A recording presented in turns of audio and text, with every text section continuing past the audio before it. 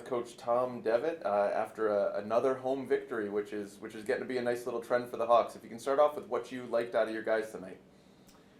Well, number one, I like the fact that we have an off day tomorrow. We really need it, especially going into the Cathedral Classic at Penn. But I'm very proud of our group. We had 19 assists, and so you're looking at 31 baskets, and 19 of them were assisted, and so that makes a coach proud oftentimes. Mike Dunn had 7 of them. Curtis Henderson had 5. You just like it when it's shared well, and we're doing a great job of that. And to be honest with you, FDU-Florham plays a bit of a difficult zone to deal with, and we hadn't seen zone this year. We certainly knew that they were going to play it, but just in live action, we haven't seen much of it. So to do that against a very good zone team was exceptionally pleasing for us. You mentioned that you like to look at the box score and maybe not be able to see who jumps right off the page when there's multiple guys doing multiple things. It seemed like that's what you got tonight, production from a lot of different places. Certainly, and I really like that. When obviously, we had some scoring totals that stood out. Braxton Jones in particular, who had 24 points, he's really coming along well, starting to really get to know the scouting procedures and getting to lock in on the college game. And I give him a lot of credit. But otherwise, we had a lot of guys with, just wonderfully productive but quieter nights. Pano Pavlidis had 11 rebounds. If you would have told me that, I would have thought that maybe there was a stat error of some sort. But I'm really proud of him for crashing and getting 4 offensive rebounds. Mike Dunn had 7 assists. Matt Hobbs did a wonderful job of cutting. He had 7 rebounds and 3 assists.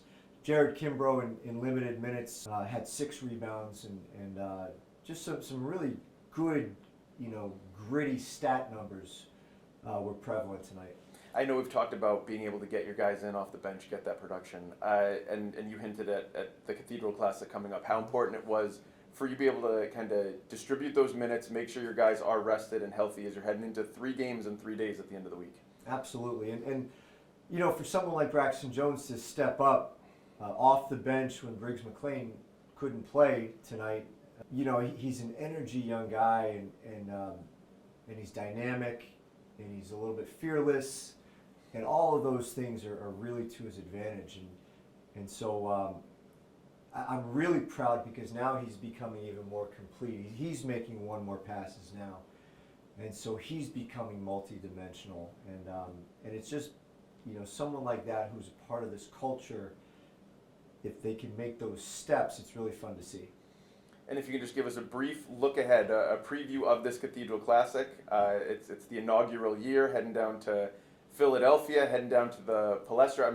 It seems like this is going to be a really nice event. It really is, and it's like going to basketball church, to be honest with you. And we're going to head down there on Thanksgiving evening, and just be with our guys for dinner, and hopefully just walk through the Palestra the night before the game. Just breathe it in, and it's such a special place. And look, you're talking about the modern arenas now, the Yum Centers, and the University of Maryland has this cutting edge arena. But when you talk about the Palestra, it's about the players that have come through there, the Donnie Carrs, the Kobe Bryants, the Tom Golas. The tradition in Philadelphia basketball is just so rich, and for us to just be a part of that, we just have so much gratitude, and we just want to walk around there Thursday night and just breathe it in. Great. Well, we're looking forward to it. We'll see you live on ESPN Plus for all of those games. Have a wonderful trip this weekend. We'll see you back home next week. Thank you, Ed, and have a great Thanksgiving to you and yours.